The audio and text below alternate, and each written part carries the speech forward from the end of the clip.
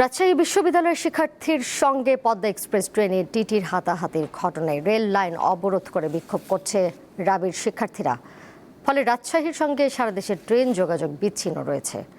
রসিদ ছাড়া যাত্রীদের কাছ থেকে টাকা আদায়ের প্রতিবাদ করায় বিশ্ববিদ্যালয়ের এক ছাত্রকে মারধরের অভিযোগ উঠেছে টিটিদের বিরুদ্ধে। এর প্রতিবাদে আজ সকালে ক্যাম্পাস সংলগ্ন এলাকায় রেল লাইন অবরোধ করে শিক্ষার্থীরা। তারা ঘটনায় জড়িতদের শাস্তির দাবি জানিয়েছেন। ভুক্তভোগী শিক্ষার্থী ফোরকান উদ্দিন জানান, সোমবার রাতে ঢাকা থেকে পদ্মা এক্সপ্রেস ট্রেনে রাজশাহী ফিরছিলেন তিনি।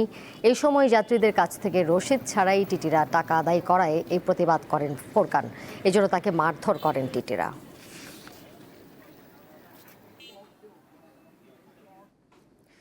এ বিষয়ে আরও জানাতে রাজশাহী থেকে যুক্ত হয়েছেন সহকর্মী ইউসুফ আদনান। পরিস্থিতির সমাধানে কোনো ধরনের উদ্যোগ কি এখন পর্যন্ত নেওয়া হয়েছে কিনা জানাবেন, এবং রেল চলাচল স্বাভাবিক হতে আসলে কতটা সময় লাগতে পারে? যাত্রীদের ভোগান্তি তো নিশ্চয়ই চরমে। হ্যাঁ দোলা, যদি একটি বিষয় জানিয়ে রাখি যে রাতের পদ্মা এক্সপ্রেস ট্রেনে রাজশাহী বিশ্ববিদ্যালয়ের এক শিক্ষার্থী আসছিলেন। এ সময় রসিদ ছাড়া টাকা তোলার প্রতিবাদ করলে শিক্ষার্থীকে কয়েকজন টিটি মিলে মারধর করে। এর প্রতিবাদেই আসলে রাজশাহীর যে চারুকলা রয়েছে সেখানে শিক্ষার্থীরা এসে রেল লাইন অবরোধ করে। এর ফলে সারা দেশের সাথে রাজশাহীর ট্রেন চলাচল বন্ধ হয়ে যায়। এখন পর্যন্ত যে তথ্য রয়েছে যে 8টি ট্রেন আটকা পড়ে রয়েছে, রাজশাহীর সাথে যোগাযোগ করতে পারছে না। শুধু রাজশাহী নয়, রাজশাহীর পাশে এপারে চাঁপাইনবাবগঞ্জ জেলা রয়েছে, সেদিকেও ট্রেন আসলে চলাচল করতে পারছে না।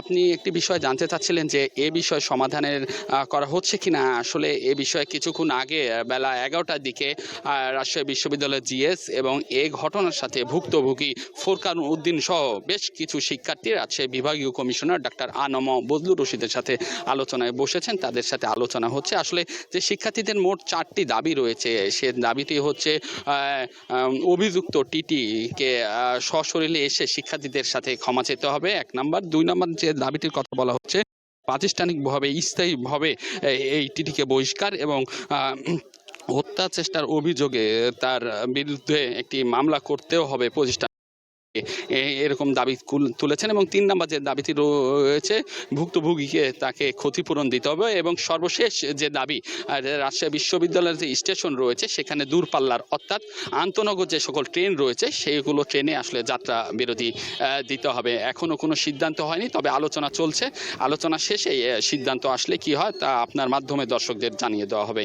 আসলে এই ছিল আমার কাছে রাজশাহী থেকে ট্রেন চলাচল যে অবরোধ চলছে তার সর্বশেষ খবর। দোলা। ইউসুফ, আপনাকে ধন্যবাদ।